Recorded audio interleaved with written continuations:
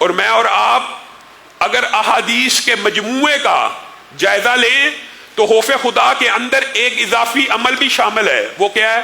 خوف سے، اللہ کے خوف سے ایک تو تک کپ کپی طاری ہو جانا، اور کئی مرتبہ محبت کے ساتھ بھی آنسو جاری ہوتے ہیں، اور برِ صغیر کے معاشرے میں بالعموم محبت ہی کے آنسو زیادہ بہائے جاتے ہیں کہ نام نبی آ جائے انسان کی آنکھوں سے پانی آ جاتا ہے، صحابہ کا نام آ جائے اللہ کا. لیکن کئی مرتبہ خوف سے بھی آنکھوں سے آنسو جاری ہوتے ہیں، اور خوف کی یہ کیفیت اللہ رب العزت کو بھی مطلوب ہے، اور نبی کریم صلی اللہ علیہ وسلم کی بھی متعدد احادیث اس بات کے اوپر دلالت کرتی ہیں.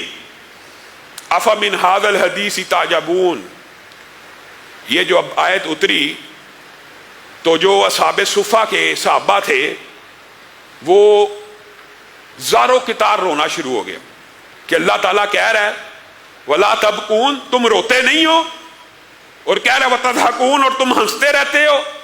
اور قرآن پاک میں اگر آپ غور کریں تو قرآن پاک میں یہ سارے الفاظ موجود ہیں، تبکون، یبکون، باقین، تضرعوا لعلہم یتضرعون، یہ سارے کے سارے الفاظ موجود ہیں. وَلْيَبْكُوا کثیرا، کثرت سے رو. گویا یہ عبادت خوف خدا میں یہ رونا اللہ کو بھی مطلوب اور مقصود ہے. جب یہ صحابہ زارو کتار روئے تو نبی محترم صلی اللہ علیہ وسلم کی آنکھوں میں بھی آنسو آ گئے، اور صحابہ کو آ کے تسلی کروائی کہ میرے ساتھیوں، میرے صحابہ، نبی کریم صلی اللہ علیہ وسلم کہہ رہے ہیں، کوئی مولوی یا مفتی نہیں کہہ رہا. اللہ کے ہاں امید یہ ہے جو اللہ کے خوف سے روتا ہے اللہ تعالیٰ اس کے گناہوں کو معاف کرے گا، اور اگر تم گناہ کرو گے ہی نہیں تو اللہ ایک ایسی قوم لائے گا جو گناہ کر کے اس کے اوپر نادم ہوگی، اس کے اوپر روئے گی. اور اگر آپ باقی احادیث کو دیکھیں تو یہ صحیح احادیث سے بات ثابت ہے، اور اس باب میں بعض روایات ضعیف بھی ہیں، لیکن جب صحیح احادیث سے کوئی بات ثابت ہو جائے تو ان کی تائید میں ضعیف حدیثوں کو بھی بیان کیا جا سکتا ہے. صحیح حدیثیں موجود ہیں. نبی کریم صلی اللہ علیہ وسلم نے فرمایا 2 قطرے اللہ کو بڑے محبوب ہیں. ایک خون کا وہ قطرہ جو اللہ کے راستے میں گر گیا، میدان جہاد میں مسجد کے لیے نماز پڑھتے ہوئے آتے ہوئے ایکسیڈنٹ ہو گیا، خون کا قطرہ گر گیا، اللہ کی راہ میں گرنے والا خون کا قطرہ. شاید اس کی سکت تو ہم نہیں رکھتے.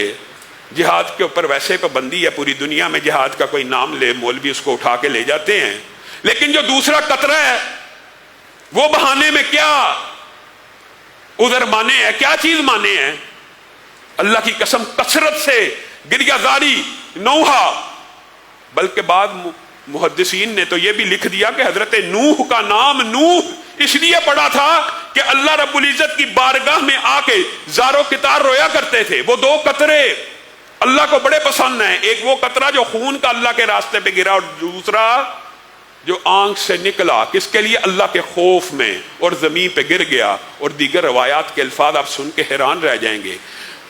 وہ آنسو جو زمین میں جذب ہو گیا، اس بندے کو کبھی بھی آگ نہیں چھوئے گی یہاں تک کہ وہ قطرہ زمین سے واپس نہ لے لیا جائے. کیا جذب ہونے کے بعد واپس لیا جا سکتا ہے؟ اور دوسری روایت جو اس کی تصدیق کرتی ہے جب تک دودھ تھنوں میں واپس نہ چلا جائے اس وقت تک بندہ آگ میں داخل نہیں ہوگا. بتائیے وہ کون سی عبادت ہے؟ وہ کون سی عبادت ہے کہ ایک قطرہ زمین پہ گرے بندہ جہنم سے ایسے محفوظ ہو گیا کہ دودھ تھنوں میں جب تک واپس نہ جائے یا زمین سے یہ قطرہ واپس نکل نہ آئے. اسی لیے بعض روایات کے الفاظ یہ بھی ہیں کہ جہنم کے اوپر سے، پل صراط کے اوپر سے جب آنسو بہانے والے، دنیا میں رونے والے، گریہ زاری کرنے والے اللہ کے خوف کی وجہ سے جب وہاں سے گزر رہے ہوں گے تو جہنم پکار اٹھے گی، جہنم پکار اٹھے گی، گزرو گزرو، تیزی سے گزرو، تمہاری آنسوؤں نے میری آگ کو ٹھنڈا کر دیا ہے. یہ آنسو آگ کو ٹھنڈا کرنے والے، اللہ کے غضب کو ٹھنڈا کرنے والے، اللہ رب العزت کی بارگاہ میں آ کے رو گڑ گڑاؤ. اور یہ صرف انبیاء کا شیوا نہیں تھا، اولیاء کا. یہ صحابہ نے بھی بعض ایسی باتیں کی ہیں. اور جب کوئی صحابی غیب کے بارے میں کوئی بات کرے نا، حضرت ابو موسیٰ اشعری کی یہ حدیث آپ نے سنی ہوگی کہ دنیا میں رو لو، دنیا میں رو لو. صحابی رسول کہہ رہے ہیں ورنہ قیامت کے دن خدا نہ ہنستا کہنے والا یا سننے والوں میں سے کوئی ایک بھی جہنم میں چلا گیا. اللہ ہم سب کو محفوظ کرے. اے اللہ ہم سب کو محفوظ کرے. زندگی کا مقصد ہی یہی ہے, اس آگ سے بچ جایا جائے, اس جہنم سے بچ جایا جائے. اللہ کہنے والے کو اور سب سننے والوں کو محفوظ کرے. کہتے ہیں اگر کوئی ایک بھی چلا گیا دنیا میں آنسو بہا لو, اگر تم میں سے کوئی ایک بھی جہنم میں چلا گیا تو وہاں خون کے آنسو بہائے گا, اور اتنے بہائے گا ان خون کے آنسوؤں سے ندیاں بن جائیں گی, اور ان ندیوں میں اگر تم کشتی چلانا چاہو گے چل جائے گی. ایک بندے کے آنسو اتنے زیادہ ہوں گے. اور جب امور غیبیہ کے اندر سے صحابہ کسی چیز کو بیان کریں تو طلباء تو یہ بات جانتے ہیں, لیکن آپ کو بھی سمجھ لینی چاہیے وہ حکماً مرفوع ہوتی ہے. گویا انہوں نے نبی کریم کے ساتھ بات منسوب تو نہ کی, لیکن یقینی اور بدیہی طور پہ انہوں نے نبی کریم سے سنی ہوگی, ورنہ قیامت کے احوال کو اپنی طرف سے کیسے بیان کر سکتا ہے کوئی صحابی. تو یہ حدیث حکماً مرفوع بھی ہوتی ہے. اور اسی لیے بعض صحابہ نے, پہلے میں آپ کے سامنے 3 روایتیں رکھوں گا اور پھر چوتھی کی تائید میں کچھ بات کر کے اپنی بات کو ختم کروں گا. نبی کریم صلی اللہ علیہ وسلم اور بنیادی طور پہ اللہ بھی انسان سے یہ چاہتا ہے کہ بندہ خوف خدا میں روئے, اور اپنے آپ پہ یہ کیفیت طاری بھی کرنی چاہیے. یہ کیفیت کئی مرتبہ ایسا ہوتا ہے کہ عبادات کئی مرتبہ انسان کو وہ لطف نہیں دیتی جب تک انسان ان کو اپنے اوپر طاری نہ کرے. تو رونے کی بھی بات ہو سکتا ہے کچھ لوگوں کے لیے اجابت والی ہو, لیکن رونے کی بھی کیفیت اپنے اوپر طاری کرنی چاہیے, کیونکہ بعض صحابہ اس بات کو بیان کرتے ہیں کہ کسی بندے کو اگر رونا نہ آئے تو وہ اس عالم میں جانے کے لیے کم از کم اپنی شکل تو رونے والی بنائے, اپنے دل کی کیفیت تو رونے والی بنائے. مقصود یہ ہے کہ رونا اللہ رب العزت کو اپنی بارگاہ میں پسند ہے. اسی لیے نبی کریم صلی اللہ علیہ وسلم نے ارشاد فرمایا کہ جو بندہ اتنا روئے, یہ مختلف احادیث ہے جن کا مفہوم آپ کے سامنے رکھ رہا ہوں. مراد یہ ہے کہ ایک انسان روتا ہے اللہ کے خوف سے, اور روتے روتے اس کی آنکھوں سے آنسو نکلتے ہیں, چہرے پہ پڑتے ہیں, کپڑوں پہ گرتے ہیں, زمین میں جذب ہو جاتے ہیں. اس بندے کے اوپر جہنم کی آگ اس وقت تک حرام ہے جب تک دودھ تھنوں میں واپس نہیں جاتا. گویا آنسو کا قطرہ زمین پہ گر کے جذب ہو گیا, اس بندے کے اوپر جہنم کی آگ کو اللہ نے حرام کر دیا. دوسرا بندہ وہ ہے جو اتنا نہیں رو سکتا, اس کا دل تھوڑا سخت ہے, اس کے دل میں کچھ آپ یہ سمجھ لیں کہ اس کا دل کچھ شقی القلب ہے. کچھ سخت دل بھی ہوتے ہیں لوگ, تو کیا وہ اللہ کی رحمت سے مایوس ہو جائیں؟ رمضان کا مہینہ آیا گزر گیا, جہنم سے آزاد نہ ہوئے, فائدہ کیا ہوا اس رمضان کا؟ تو نبی کریم صلی اللہ علیہ وسلم نے بھی اور اللہ نے بھی تخفیف کرتے ہوئے ان کو بھی خوشخبری سنا دی ہے. جو بندہ اتنا روئے کہ آنسو صرف چہرے پہ گرے, آنسو صرف بدن پہ گرے, زمین پہ نہ بھی گرے, اس کے اوپر بھی اللہ رب العزت نے جہنم کی آگ کو حرام کر دیا.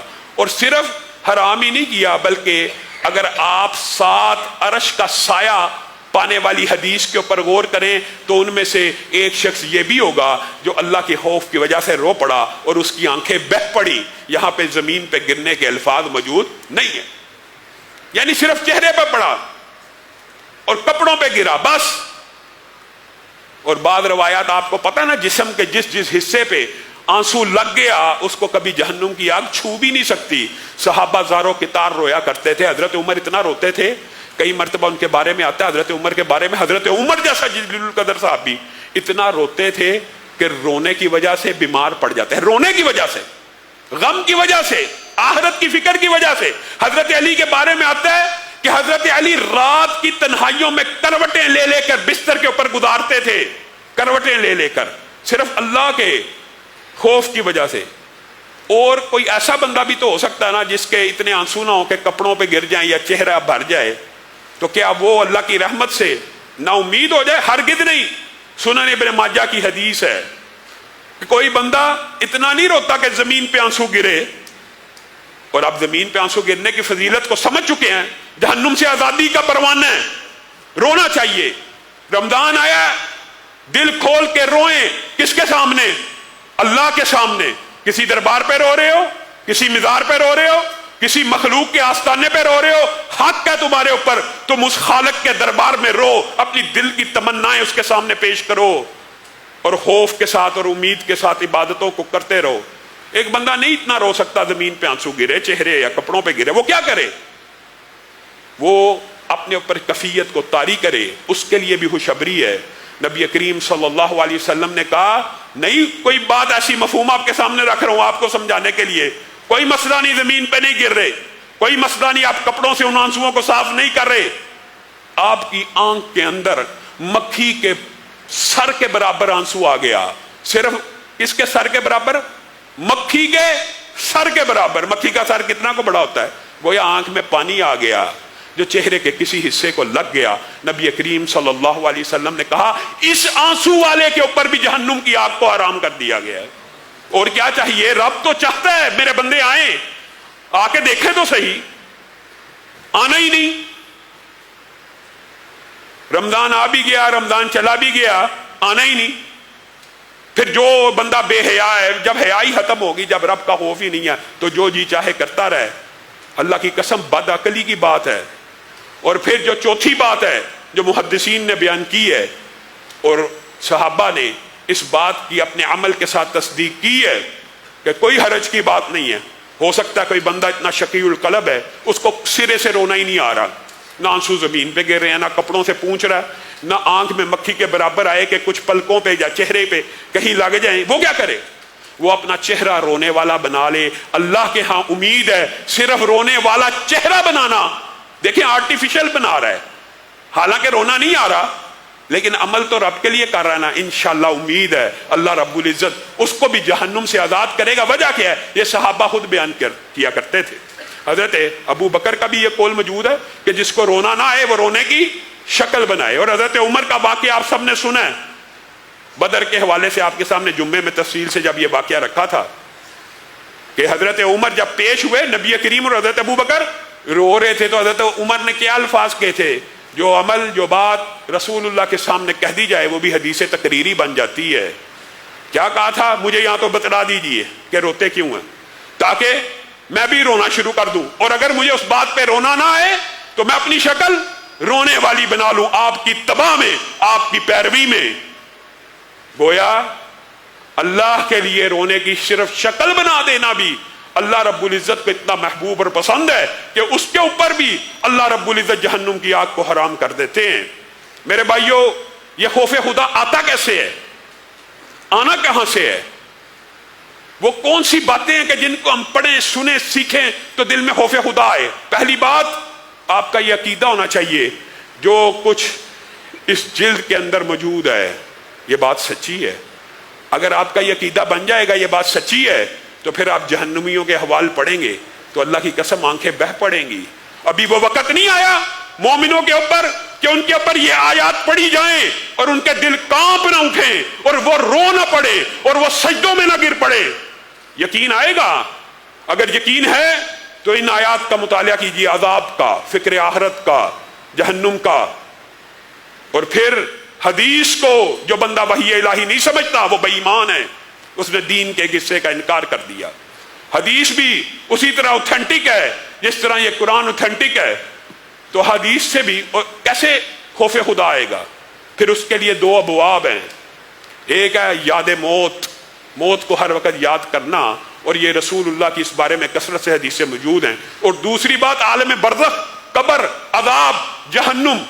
انشاءاللہ اسی حوالے سے چند گزارشات کو آپ کے سامنے رکھیں گے کہ خوف خدا جو اس رمضان کا مقصد ہے, جو رمضان ہم سے چاہتا ہے, جو روزہ ہم سے چاہتا ہے, وہ کن امور کو یاد کر کے رسول اللہ نے وہ دو باتیں, ایک موت کے حوالے سے اور ایک قبر کے حوالے سے جو کثرت سے بیان کی ہیں, کوشش کریں گے ان دو باتوں کو آئندہ آنے والے دروس میں آپ کے سامنے رکھیں.